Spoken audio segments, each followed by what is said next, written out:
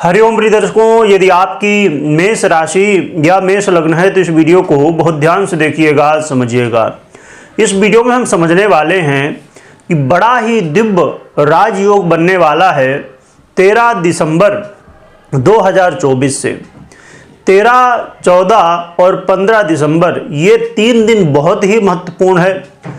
देखा जाए तो बहुत कम समय है, परंतु एक क्षण में ही हमारी जिंदगी में बहुत कुछ बदल जाता है। इसलिए इस वीडियो को बहुत ध्यान से देखिए, समझिए। प्रिय दर्शकों, जिस राजयोग की हम प्रतीक्षा करते हैं वो बड़ा ही अब दिव्य राजयोग, वैसे तो गजकेसरी योग कई बार बनता है, परंतु इस बार जो गजकेसरी योग बनने जा रहा है ये बड़ा ही महत्वपूर्ण है। 2024 में ये कहा जाए तो सबसे बड़ा राजयोग है। लास्ट में जाते जाते अब 2024 पूरा होने वाला है, तो अब इससे बड़ा राजयोग कोई बन नहीं रहा है, क्योंकि ये राजयोग इतना दिव्य बना हुआ है कि इसको जब आप समझेंगे तो आपको क्लियर हो पाएगा।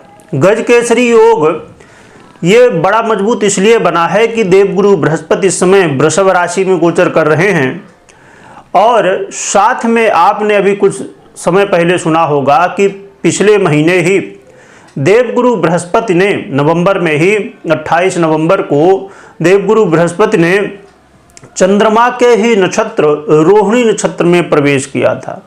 तो इस समय देवगुरु बृहस्पति चंद्रमा के नक्षत्र रोहिणी नक्षत्र में गोचर कर रहे हैं।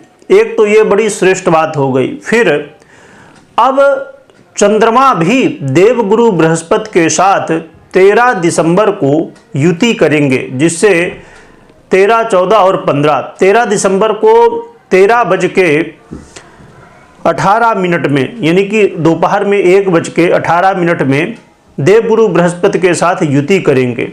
फिर 13, 14 और 15 तारीख को 15:03 यानी दोपहर में 3:03 तक देवगुरु बृहस्पति के साथ युति में चंद्रमा रहेंगे। और यहाँ पर एक बड़ा ही महत्वपूर्ण, जब हम चंद्रमा की चर्चा करते हैं तो बड़ा ही महत्वपूर्ण हो जाता है चंद्रमा के लिए पक्षबल। तो चंद्रमा इस समय शुक्ल पक्ष के हैं, और वो भी त्रयोदशी, चतुर्दशी और पूर्णिमा इसी बीच, यानी 13, 14 और 15 को ये तिथियां भी रहेंगी। तो चंद्रमा पूर्ण बली होंगे पक्ष बल से। तो एक तो देवगुरु बृहस्पति चंद्रमा के नक्षत्र में, चंद्रमा और देवगुरु बृहस्पति की युति, और वो भी देखा जाए तो शुक्ल पक्ष के त्रयोदशी, चतुर्दशी और पूर्णिमा ये तिथि भी पड़ेंगे। इसलिए ये जो गजकेसरी योग बनने जा रहा है ये बड़ा ही दिव्य गजकेसरी योग बनने जा रहा है। और ये गजकेसरी योग अपना प्रभाव जो देगा, आइए हम समझते हैं। जो कि समय बहुत कम है, 3 दिनों का कहा जाए तो 2.25 दिन के लिए चंद्रमा एक राशि में जाते हैं, परंतु एक क्षण में ही हमारे जीवन में बहुत कुछ बदलता है। आइए समझते हैं हमें क्या प्रभाव देंगे देवगुरु बृहस्पति और चंद्रमा। तो प्रिय दर्शकों, ये जो समय है, यदि आप कर्ज से और रोगों से पीड़ित हैं, कर्ज से, लोन से आप पीड़ित हैं और आप चाहते हैं कि इससे मुक्ति मिल जाए, तो ये शुरुआत कर दीजिए। इस समय आपको मौका मिलने वाला है कि आप कर्ज से मुक्ति के लिए प्रयास करिए। बिना प्रयास किए कुछ भी नहीं होता है, परंतु यदि आप प्रयास करते हैं इन समय में 13, 14 और 15, तो इस समय आपको देखने को मिलेगा कि अब मुक्ति का मतलब ये नहीं कि आपके पास 15 लाख 20 लाख का कर्ज है तो क्या आप एक दिन में ये 2 दिन में चुका पाएंगे, संभव नहीं। परंतु आप शुरुआत तो कर सकते हैं, इस कर्ज को मुक्ति के लिए प्रयास तो कर ही सकते हैं। यदि आप रोगों से पीड़ित हैं तो रोग से यदि आप चाहते हैं, चाहे कितना भी गंभीर रोग हो, छोटा हो, इसके लिए आप जो है तो प्रयास कर सकते हैं कि आरोग्यता की प्राप्ति हो। इसके लिए जैसे शास्त्रों में बताया गया है कि रोग विमुक्ति स्नान आदि बहुत सारे पद्धतियां हैं, तो आप प्रयास करिए कि रोग से मुक्ति मिले। इस समय यदि दवाई ली जाए तो रोग से भी मुक्ति आपको जो है तो मिलने वाली है। वैसे विशेष रूप से रोग मुक्ति के लिए जो है तो मुहूर्त होता स्नान के लिए, और दवाई निर्माण के लिए भी होता है, परंतु इस समय भी यदि किया जाए रोग मुक्ति स्नान और दवाई का निर्माण और सेवन किया जाए तो इस समय भी आपको बहुत ही श्रेष्ठ फल प्राप्त होने वाला है। यदि शत्रु बाधा से पीड़ित हैं तो इस समय शत्रु बाधा से आपको मुक्ति मिलने वाली है और आप प्रयास कर सकते हैं कि शत्रुता दूर हो जाए, खत्म हो जाए, तो ये बड़ा ही श्रेष्ठ रहने वाला है। जो लोग विदेश से जुड़े हुए हैं उन्हें विदेश, चाहे आप जॉब करते हो या नौकरी करते हो, तो विदेश से जुड़ा हुआ लाभ मिलने वाला है, आपके धन में वृद्धि होने वाली है। साथ में देखा जाए तो यदि आप गुप्त रहस्यों में रिसर्च वर्क कर रहे हैं, बहुत लोग रिसर्च वर्क करते हैं, उन्हें इस समय सफलता मिलने की संभावनाएं बढ़ेंगी, या इस समय रिसर्च वर्क शुरू किया जाए तो सफलता मिलने की संभावनाएं बढ़ जाएंगी। साथ में गुप्त धन, अचानक धन की प्राप्ति इस समय होने वाली है और आपके जीवन में जो भय है, समस्या है, तो वो भी दूर होने वाला है। और सबसे बड़ी और महत्वपूर्ण बात यह है कि आपके करियर में इस समय आप देखेंगे कि बड़े बदलाव हो सकते हैं।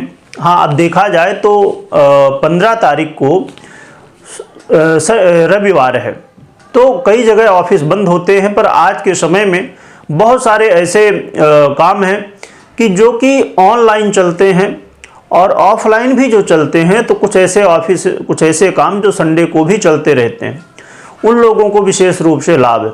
और रही बात एक और कि संडे को तो ऑफिस बंद ही रहता है, परंतु बीज कहाँ से उत्पन्न हो जाए, हो सकता है कि आपके बॉस के दिमाग में संडे है, छुट्टी है, आपके बॉस के दिमाग में आया कि भाई ये बंदा तो बहुत अच्छा काम कर रहा है, तो मंडे को आपको खुशखबरी मिल जाए।